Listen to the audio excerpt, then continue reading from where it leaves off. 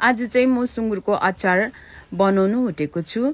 हजुर सम्पूर्णलाई मेरो नयाँ भिडियोमा फेरि पनि स्वागत गर्न चाहे। अनि मैले यहाँ चाहिँ सुँगुरको मासु चाहिँ 2 केजी लिएको छु। सानसानो पिस गरिसकेको छु। त्यसको लागि चाहिँ मैले अघि नै कराई तताएर तेल हालेर फर्स्टमा मैले तेजपत्ता हालेको छु। अनि जबसम्म यो मासु चाहिँ गोल्डन फ्राई हुँदैन तबसम्म चाहिँ यसलाई म फ्राई गर्नु छोड्दिन्छु। अनि मैले यसमा चाहिँ हल्दी र स्वाद अनुसार नुन हाले। हजुर सम्पूर्णलाई मेरो रेसिपी मन पर्यो भने चाहिँ साथीहरुसँग शेयर गर्नु चाहिँ नबिर्सिनुस् होला। जबसम्म यो अन्टिल गोल्डन फ्राई हुँदैन यसलाई चाहिँ म छोडेर चाहिँ म अरु कामहरु गर्नुपट्टि लाग्छु। तपाईहरुले यहाँ देख्नु हुँदैछ स्क्रिनमा यतिको गोल्डन ब्राउन पार्दा हुन्छ यसलाई। मैले चाहिँ अचारको लागि मसला के लिएको छु भन्दा रेड चिली अघि नै मैले तातो पानीमा भिजाइसकेको छु।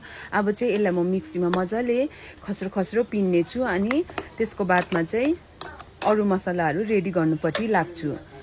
अनि तपाईहरु यहाँ देख्न सक्नुहुन्छ मैले चाहिँ मसला के लिएको छु भन्दाखेरि चाहिँ टिम्बुर, जीरा, तोरी र धनिया। अनि यसलाई चाहिँ तपाईहरुले मजाले मिडियम फ्लेममा प्यानमा चाहिँ मजाले फ्राई गर्नुपर्छ, भुट्नुपर्छ जबसम्म यो चाहिँ गोल्डन फ्राई हुँदैन। अनि त्यसको बादमा चाहिँ मैले यसरी गरिसकेर सिलौटोमा पिने किनकि अचारमा चाहिँ मसलाहरु खस्रो खस्रो नै मिठो हुन्छ। अनि यसको लागि तपाईहरुलाई चाहिन्छ अदुवा अनि लसुन।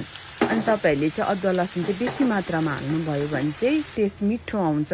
अनि अदुवा लसुन पनि तपाईहरुको गोल्डन कलरको फ्राई भइसकेपछि चाहिँ रेड चिली तपाईले हालेर मजाले मिडियम फ्लेममा पकाउनु पर्छ खोर्सानीलाई मजाले।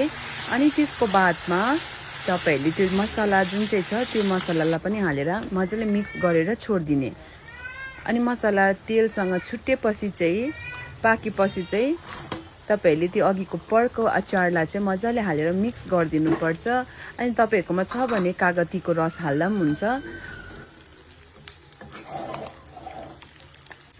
भेनिगर हाल्दा पनि हुन्छ। त्यो गर्नुभयो भने चाहिँ यो अचार चाहिँ तपाईले लङ टर्मसम्म राखेर खान सक्नुहुन्छ। Thank you for watching guys. So मेरो अचार चाहिँ छिटो अनि मिठो चाहिँ रेडी भइसकिसक्यो पर्कको।